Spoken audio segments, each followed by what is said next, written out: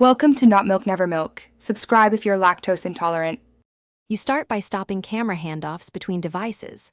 First, open System Settings and confirm your Mac OS is current. This avoids hidden bugs.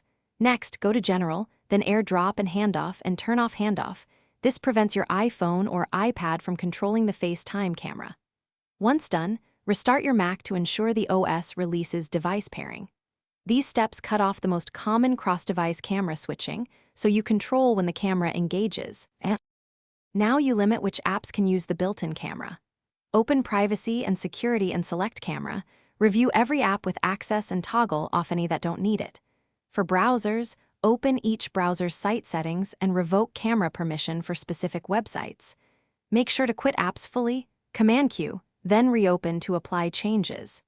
This prevents an app from grabbing the camera and following you within the same machine, because only intentionally authorized software will receive video input.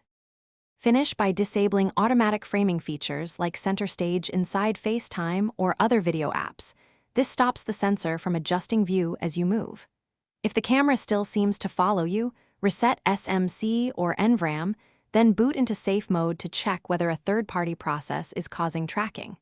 As a quick fail-safe, use a slide cover when the camera isn't needed. If you run into problems, try toggling camera permissions off and on again and reboot. This often clears lingering control conflicts. Thanks for watching. If this was helpful, leave a like and consider subscribing. See you next time.